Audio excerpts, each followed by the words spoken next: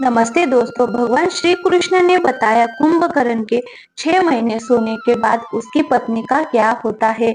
एक बार की बात है, भगवान श्री कृष्ण और देवी सत्यभामा अपने महल में विश्राम भवन में आराम कर रहे थे और रामायण के कुछ प्रमुख पात्रों के बारे में बातचीत कर रहे थे। बात करते करते देवी सत्यभामा के मन में एक प्रश्न आया। तो देवी सत्यभामा कहती है, हे स्वामी, मेरे मन में एक प्रश्न है। आपकी आज्ञा हो तो मैं आपसे उस प्रश्न को पूछना चाहती हूँ। तो भगवान श्री कृष्ण कहते हैं, हे देवी सत्यभामा, तुम निसंकोच होकर पूछो। मैं तुम्हारे हर प्रश्न के रहस्य बताने के लिए तैयार हूँ। तो देवी सत्यभामा कहती है, हे दया के सागर, कुंभकर्ण के 6 महीने सोने के बाद उसकी पत्नी का क्या होता था। तो भगवान श्री कृष्ण जी बोले, हे देवी सत्यभामा, तुम्हारे इस प्रश्न से सभी नारी जाति का कल्याण होगा, क्योंकि इस बार एक नारी की है। भगवान श्री कृष्ण कहते हैं, हे देवी सत्यभामा, मैं तुमको एक कथा के माध्यम से तुम्हारे प्रश्न का उत्तर बताने जा रहा हूँ। तुम इस कथा को ध्यान से सुनना, क्योंकि जो भी स्त्री या पुरुष इस कथा को ध्यान से सुनते हैं तो स्त्री सदा सुहागन रहती है और हर पुरुष के जीवन में पत्नी का वियोग नहीं होता है। तो देवी सत्यभामा कहती है, हे स्वामी, मैं इस कथा को ध्यान से सुनूंगी, कृपया आप इस कथा को सुनाना शुरू कीजिए। तो भगवान श्री कृष्ण कथा को सुनाते हुए कहते हैं कि रामायण का एक मुख्य पात्र था कुंभकर्ण, जो कि लंकापति रावण का छोटा भाई था। रावण का ये भाई इतना भयंकर था कि एक दिन में अनेक जीव जंतुओं का भोजन अकेला ही खा जाता था। इसके बाद भी कुंभकर्ण के पेट में चूहे नहीं, हाथी दौड़ते थे। भूख शांत न होने पर कुंभकर्ण अपनी प्रजा को भी खा जाता था। ब्रह्मदेव भी कुंभकर्ण की इस शक्ति से दुखी थे, क्योंकि ब्रह्मदेव को पता था कि आज नहीं तो कल कुंभकर्ण की भूख से संसार में हाहाकार मच जाएगा। फिर एक दिन रावण, कुंभकर्ण और विभीषण तीनों भाइयों ने ब्रह्मदेव की घोर तपस्या की। तो तीनों भाइयों के तपस्या से खुश होकर ब्रह्मदेव प्रकट हुए और ब्रह्मा जी रावण और विभीषण को वरदान दे दिया। फिर ब्रह्मदेव ने कुंभकर्ण से बोले कि तुम क्या वरदान मांगना चाहते हो। तो कुंभकर्ण ने सोचा कि मैं इंद्रासन मांग लेता हूँ और मैं एक योद्धा बन जाऊंगा। परंतु ब्रह्मदेव को पहले से ही पता था कि कुंभकर्ण वरदान में क्या मांगेगा। इसीलिए ब्रह्मदेव ने देवी सरस्वती से बोले कि देवी, आप कुंभकर्ण की जीभ पर विराजमान हो जाए और कुंभकर्ण की मति को बदल दे। तो सरस्वती माता ने ऐसा ही किया। जब कुंभकर्ण ने ब्रह्मदेव से वरदान मांगा, तो वरदान मांगते समय देवी सरस्वती कुंभकर्ण की जीभ पर विराजमान थी। तो परिणाम ये हुआ कि कुंभकर्ण ने इंद्रासन की जगह पर निद्रासन मांग लिया। ब्रह्मदेव खुश हुए और उन्होंने तथास्तु बोल दिया ताकि सृष्टि की रक्षा हो।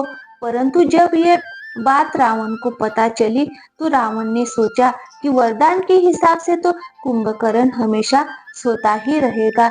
इसीलिए रावण ने ब्रह्मदेव से निवेदन की कि कुंभकर्ण को 6 महीने सोने और 6 महीने जागने का वरदान दे।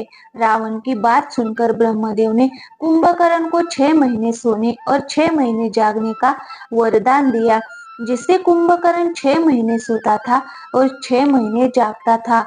इस वरदान के बाद कुंभकर्ण सो गया और जब वह 6 महीने बाद उठा तो पूरी लंका में हाहाकार मच गया, क्योंकि उसका शरीर बड़े पहाड़ जैसे था। उसे उठते ही भूख लगी थी। सबसे पहले उसने लंका में खाना ढूंढ रहा था। उसने लंका की वाटिका से फल तोड़कर खाया, परंतु उसका पेट नहीं भरा। तो उसने लंका से बाहर जाकर लोगों को खाना शुरू कर दिया। कुंभकर्ण का शरीर बहुत बड़ा था कि वह आम आदमियों को अपनी एक उंगली से उठा लेता था। और उठाकर अपने मुंह में डाल लेता था। फिर रावण ने मंदोदरी से विवाह किया। तो उसके बाद रावण ने बलि से अपने भाई कुंभकर्ण के लिए उनके कन्या वज्रबाला का हाथ मांगा। वज्रबाला बलि की पुत्री थी और बलि विरोचना विरोचना का बेटा था। वामन अवतार में जब भगवान विष्णु ने बलि से 3 पग धरती मांगी थी, तो उस समय वज्रबाला वहां थे। और इन सबको देखने के बाद वज्रबाला एक शक्तिशाली कन्या बन गई थी। उसे हथियार बनाने की अच्छी समझ थी। रावण ने बोलने में कुंभकर्ण और वज्रबाला का विवाह हो गया और वज्रबाला कुंभकर्ण के साथ लंका आ गई और लंका में बड़े बड़े हथियार बनाने रही थी।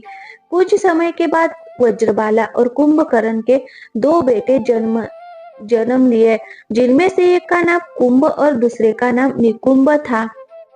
इसके सिवाय कुंभकर्ण ने 2 विवाह और किया था और ये दोनों विवाह उसने अपनी मर्जी से किए थे। कुंभकर्ण की दूसरी पत्नी का नाम करकटी था। करकटी एक राक्षस पुत्री थी जो सह्याद्री की राजकुमारी थी, जिस पर कुंभकर्ण का दिल आ गया था और बाद में कुंभकर्ण ने करकटी से शादी कर ली थी। करकटी से कुंभकर्ण के बेटा भीमासुर का जन्म हुआ था, जो कि एक क्रूर राक्षस था। करकटी कुंभकर्ण के साथ लंका में नहीं रहती थी, वह पर्वत में ही रहती थी और अंत तक वही रही। कुंभकर्ण का तीसरा विवाह कुतुबपुर के महोदर नामक राजा की बेटी तड़िता माला से हुआ था, जो बाद में लंका में ही रही थी। कुंभकर्ण की पहली पत्नी वज्रबाला को रावण ने लंका के शस्त्र बनाने वाली सेना का सेना नायक बना दिया था, क्योंकि उसे शास्त्रों के बारे में बहुत ज्ञान था। इसीलिए वह अपनी सेना के साथ शस्त्र बना रही थी और कुंभकर्ण की तीसरी पत्नी तड़ित माला उसके लिए 6 महीनों तक खाना बनाती थी, ताकि जब कुंभकर्ण उठे तो उसे खाने को खाकर उसकी भूख हो जाए। रावण और कुंभकर्ण शुरू से राक्षस नहीं थे, एक श्राप के कारण वो राक्षस बने थे। धर्म ग्रंथ के अनुसार भगवान श्री विष्णु के दरबार में जय और विजय नाम के 2 द्वारपाल थे।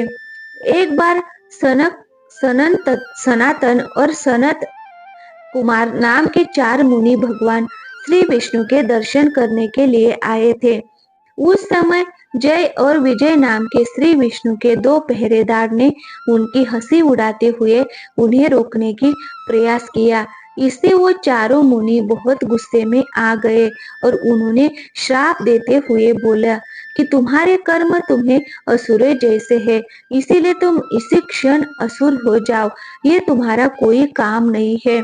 इस पर जय और विजय को अपनी गलती का ज्ञान हुआ और उन्होंने उन मुनियों से क्षमा मांगी। इस पर उन मुनियों ने बोले कि हम श्राप तो नहीं ले सकते, परंतु इतना हो जाएगा कि तुम्हें हमेशा के लिए नहीं बल्कि 3 जन्मों के लिए असुर योनि में रहना पड़ेगा और तीनों ही जन्मों में तुम्हें मुक्त करने के लिए स्वयं भगवान श्री विष्णु आएंगे। उसके बाद तुम फिर इस पद को प्राप्त कर लोगे। फिर अगले जन्म में जब कुंभकर्ण को अपनी शक्तियों का पता चला तो उसे अपने ऊपर अभिमान हो गया और भगवान विष्णु को युद्ध के लिए चुनौती देते हुए कुंभकर्ण वैकुंठ लोक में चला गया था। वह भगवान विष्णु के साथ कुंभकर्ण ने अपने पुराने रूप मधु के रूप में केटव के साथ मिलकर 5000 साल तक युद्ध किया था, जिसका जिक्र देवी भागवत पुराण में मिलता है। पुराणों के अनुसार पूर्व जन्म में कुंभकर्ण मधु नामक राक्षस था और उसका भाई केटव था। भगवान विष्णु से युद्ध करते समय जब 5000 साल बीत गए, तब देवी योग माता ने उनकी बुद्धि का हरण कर लिया, जिसे मधु और केटव को लगा कि विष्णु जी हमसे डर गए। इसीलिए उन्होंने घमंड में आकर बोले कि विष्णु, तुम हमसे कोई भी वरदान मांग सकते हो, मांगो, तुम्हें क्या चाहिए। तभी भगवान विष्णु ने बोले कि तुम अपनी मृत्यु का उपाय बताओ। अपने ही वचन में फंसे हुए मधु और केटब अब कुछ नहीं कर पा रहे थे, तो उन्होंने बताया कि उनकी मृत्यु केवल भगवान की जगह जगह जगह पर हो सकती है। यह सुनते ही भगवान विष्णु ने अपने शरीर को बढ़ाना शुरू कर दिया और अपनी जंग में फंसाकर उन दोनों राक्षसों को अपने सुदर्शन चक्र से सिर काटे थे।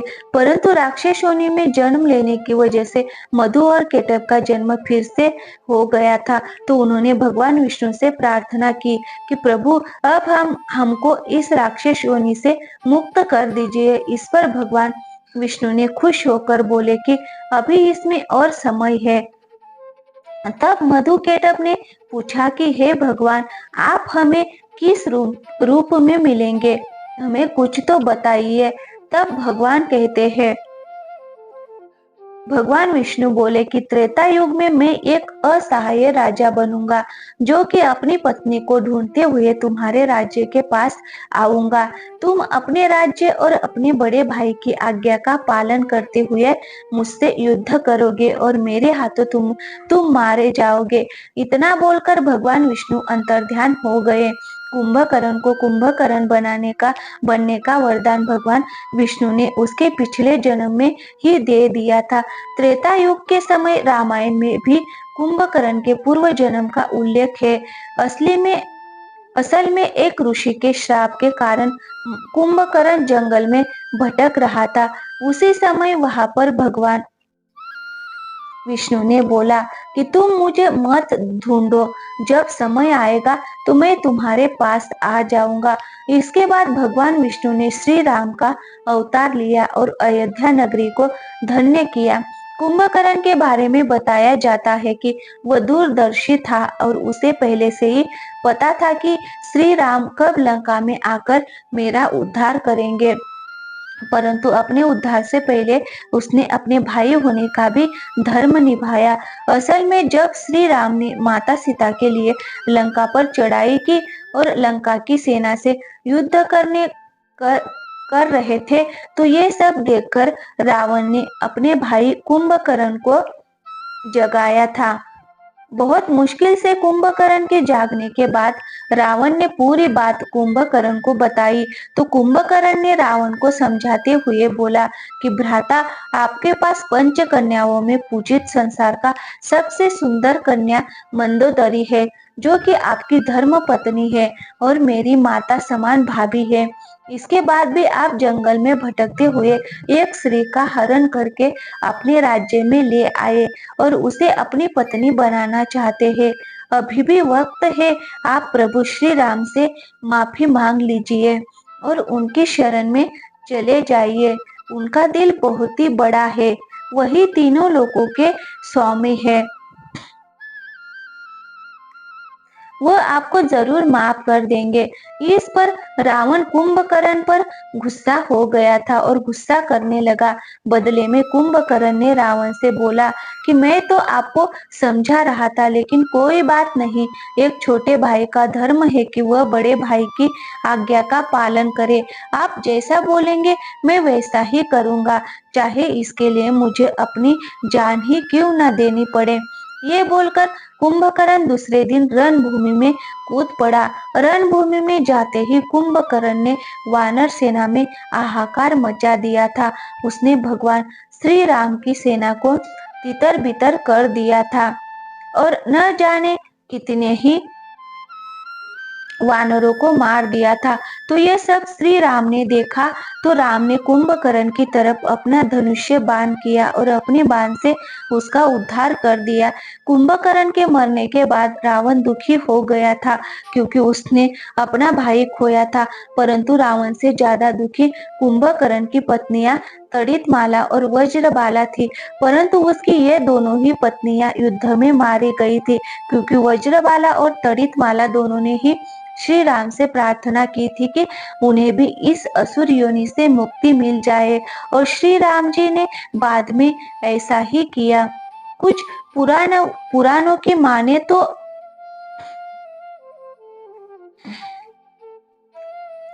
जब श्री राम ने कुंभकर्ण का वध किया तो उसके बाद कुंभकर्ण को असुर योनि से मुक्ति मिल गई थी और वो वापस भगवान विष्णु का द्वारपाल विजय बन गया था।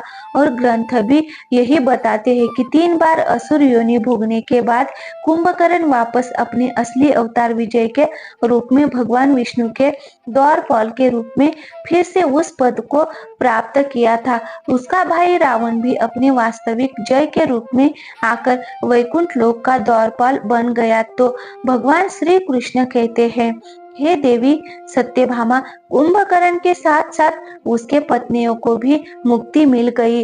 वीडियो अगर पसंद आई हो तो वीडियो को एक लाइक कीजिएगा और हमारे चैनल पे नए आए हो तो प्लीज चैनल को सब्सक्राइब जरूर कीजिएगा। थैंक यू, धन्यवाद दोस्तों।